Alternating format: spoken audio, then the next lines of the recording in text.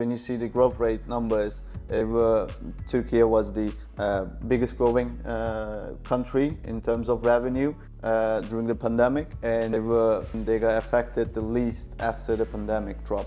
So I would say the future is quite even brighter for Turkey. The gaming industry is responsible for some of the most recognizable brands in entertainment. And as the power of smartphones starts to compete with PCs and gaming consoles, the market for developers and studios is offering tremendous opportunities. Turkey is emerging as a country in which developers are making the most of this opportunity, with Turkish studios creating engaging games that are finding loyal followings. I am Diana Yılagina, and I'm leading the team Europe Country Focus at Statista. And joining me today for this special webinar are Zeynep Dierks, a dedicated researcher for the Turkish market at Statista, and Berkay Uslu, a senior demand growth manager at adjoe, an ad tech company and our data partner. Zeynep and Berkay, thank you for joining us today at the Statista headquarters in Hamburg. Thank you for having us here. Thanks for having us. Before we dive into the Turkish market, it would be good to get an overview of the global industry. What trends have you been seeing, and are there any segments that are showing more promise than others? Among all the segments of the video gaming industry, we see that mobile gaming industry has been growing at a really high pace, and it's really standing out among all the other segments. Yeah, totally agree. And just one genre that is growing a bit slower than the others could be the physically sold games. But other than that, the name of the game is just growth overall. Turkey does not necessarily come to mind when we think about the highest grossing gaming markets. However, we are hearing more and more about high-performing gaming studios based in the country. So how does the Turkish market stand in a global context? I'd say Turkey is still relatively new and emerging and developing market for mobile gaming industry. And it's not fair to compare Turkish market to the well-established ones like the US and Japan or China. So I would compare the leading European markets to Turkish market. So we see that Germany and the UK are the leading markets for mobile gaming industry, and while Turkey is still behind of these markets, it's quite competitive with Italy and Spain, I'd say. Yeah, even though Turkey right now is not in the top three or so, even between the European countries, because when you see the growth rate numbers, Turkey was the biggest growing country in terms of revenue during the pandemic, and they got affected the least after the pandemic drop. So I would say the future is quite even brighter for Turkey. So far we have focused on the revenue side, but what about the number of people playing? Are we seeing similar trends? Well, I'd say mobile gaming users are definitely increasing, and we see that estimated number of mobile gaming players in Turkey were 44 million in 2023. However, there's a different scenario when we look at the PC and console platforms, and we see a really sharp decrease in the last years. Playing mobile games is a lot easier than playing on your console or PC, yeah? And it's also cheaper because we all have phones, and our phones are getting better and better.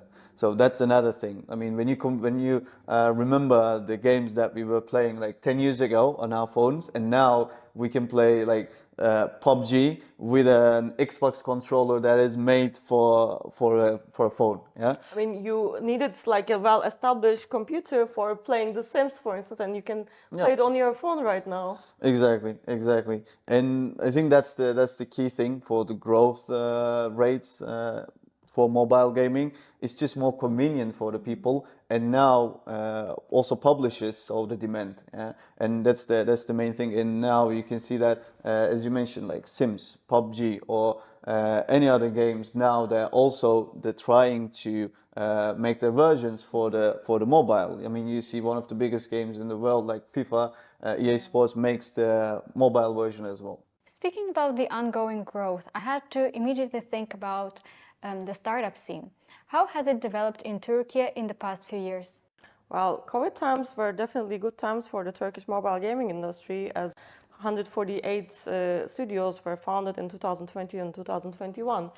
I think the main reason of it was the hyper casual. So hyper casual led the way by giving the users the easy gameplay, easy progression, and make the users also feel rewarded for their actions. Yeah, and it paid out in a big way, both in terms of installs and of course in terms of increasing the market size. And specifically for Turkey, this is the main factor of the increasing appearance of both the country and the startups that has been found in Turkey. Yeah? But now we see that that trend is shifting, and now we are seeing more and more big companies, but less and less newly founded startups.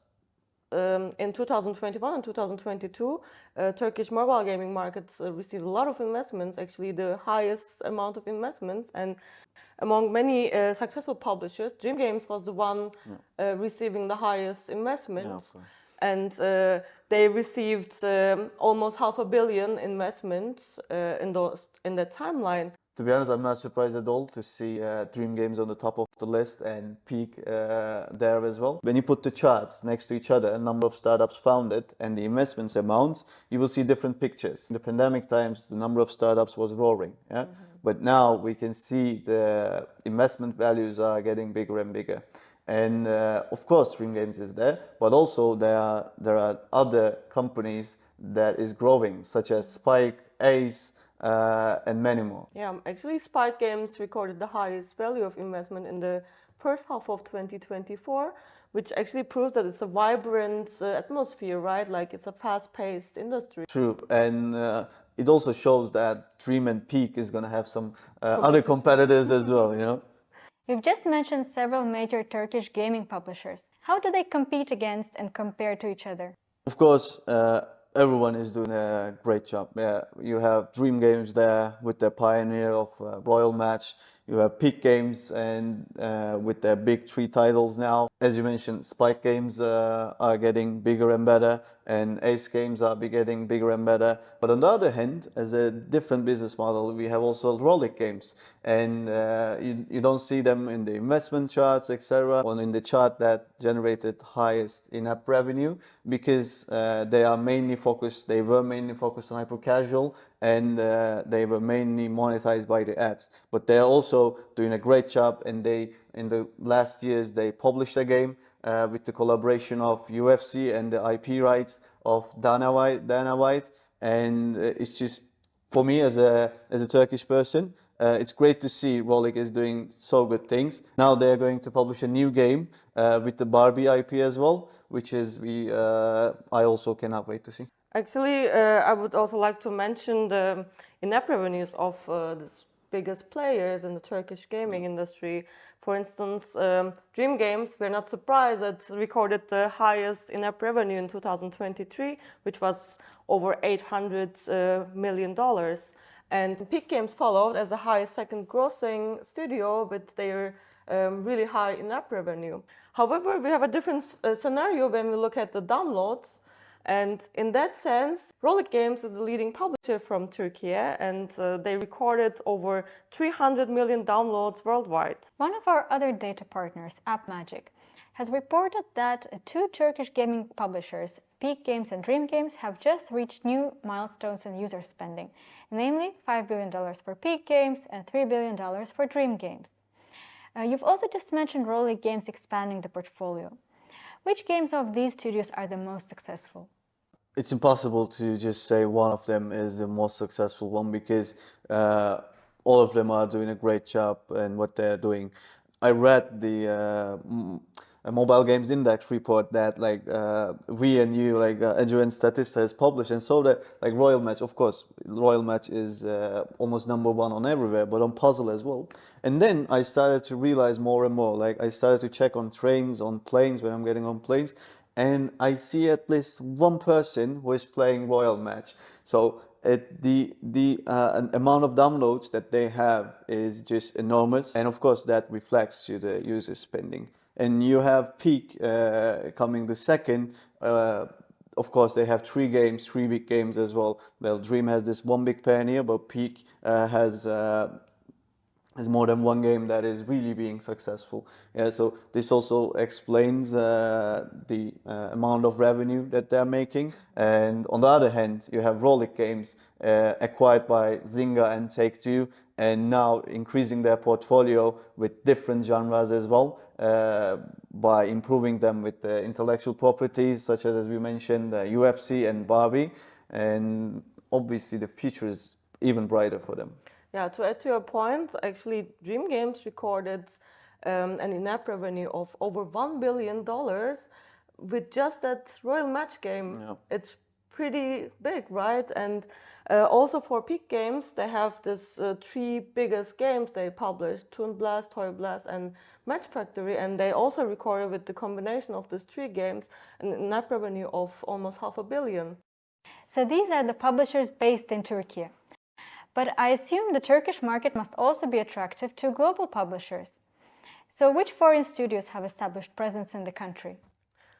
Turkey was a hotspot for a lot of global gaming companies, and among the top grossing ones were Zynga, Tencent, and Supercell. Yeah, so we all discussed about the publisher side of the Turkey, yeah. But it's also another side for the user acquisition as a user market. And as you mentioned, all the big players, all the big publishers have to buy from Turkey as well, because it's a big market. I mean, you mentioned 44 million of users playing mobile games. It's a big number, obviously, but we can see all of the big players are active in the Turkish market. You see Tencent there with their PUBG game, with Zynga with their localized Use Bir OK game that is really popular in Turkey, and they are in the charts as well. Yeah, they were also one of the most popular games. Exactly, Turkey. exactly. And you see one of the biggest publishers as well, Playrix is there, King with their legendary Candy Crush Saga is there. So it's a market for everyone and for every big company, every big publisher as well. Yeah, and so that's why we also tell this to our partners too. Yeah, it's a great market, and we encourage them to, as adjoe, to acquire more and more users from Turkey as well, because we see the potential there, and it's gonna only grow from there. As you've just mentioned, on the one hand, we have Turkish gamers often spending money on the apps published by international studios. And on the other hand, we have Turkish studios generating revenue from global markets. As we're slowly coming to the end of our discussion, what is the outlook that you see for both of these streams? We forecast at Statista that the Turkish mobile gaming market will experience even higher growth in the next 5 to 6 years, well, even compared to the leading European markets. This is what I'm excited about, both the publishers from Turkey and Turkey as a user base, because as your data is showing, we have a really bright future for Turkey and Turkish gaming industry. Zeynep and Berkay, thank you very much for this engaging discussion. It's been a pleasure. Yeah, always a pleasure. And to our audience, thank you for joining us today in exploring the state of and trends in the Turkish mobile gaming market. We have linked the relevant publications and topic pages in the description. For all your data needs, visit Statista.com, and for more expert insights across different industries, make sure to sign up for future webinars.